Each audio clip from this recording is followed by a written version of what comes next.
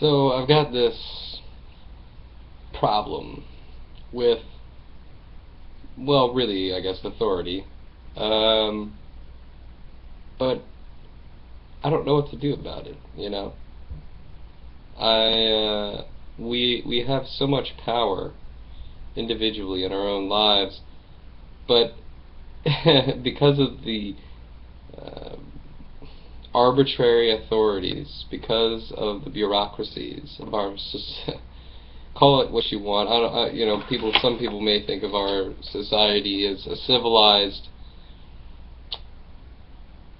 society, civilization. I don't think so. And my reasoning for that is pretty tight.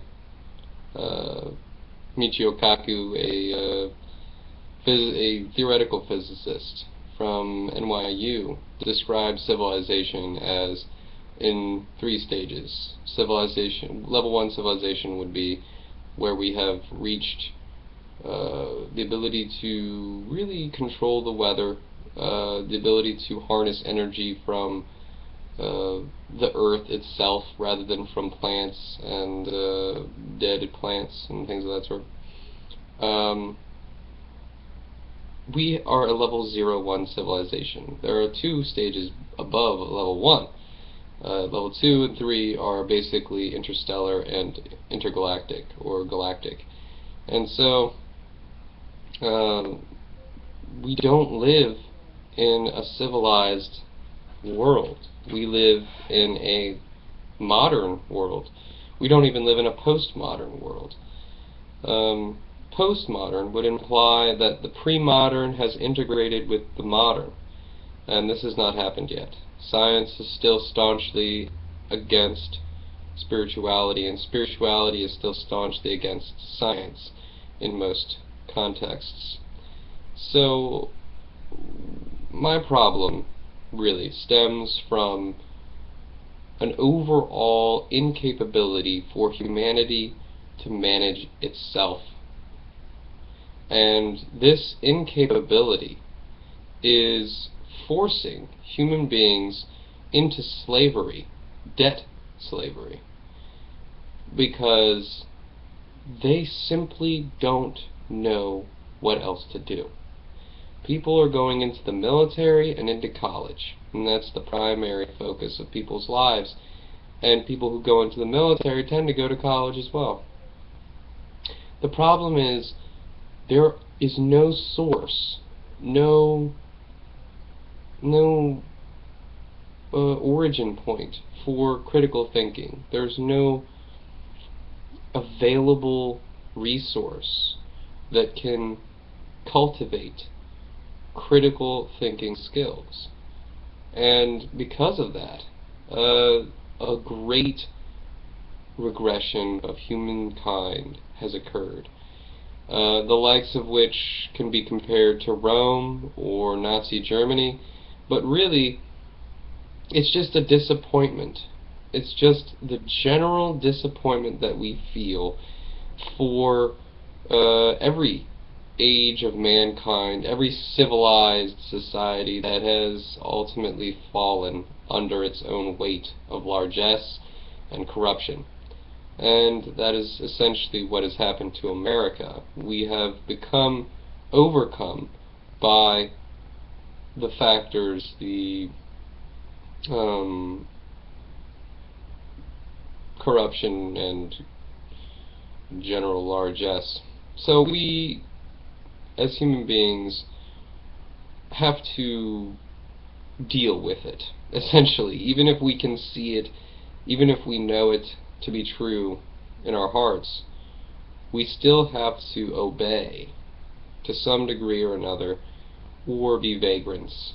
In a world that has so much promise, these are our options.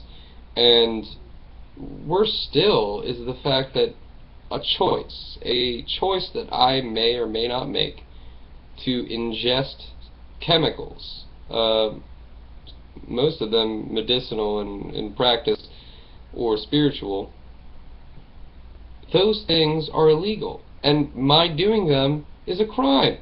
My life choice is a crime. And this is a tragedy. A tragedy because a percentage of human beings believe, honestly, that that life choice has dire consequences to it. For not me, but for others. And this is the true, what to even call it, downfall of our species. Because unbeknownst to the people who believe that a war on drugs is necessary, ultimately it results in a 30% prison population. 30% of our population is in prison. And that 30% who are in prison are virtually all nonviolent offenders. And so what has happened here? 30% of our population has been enslaved.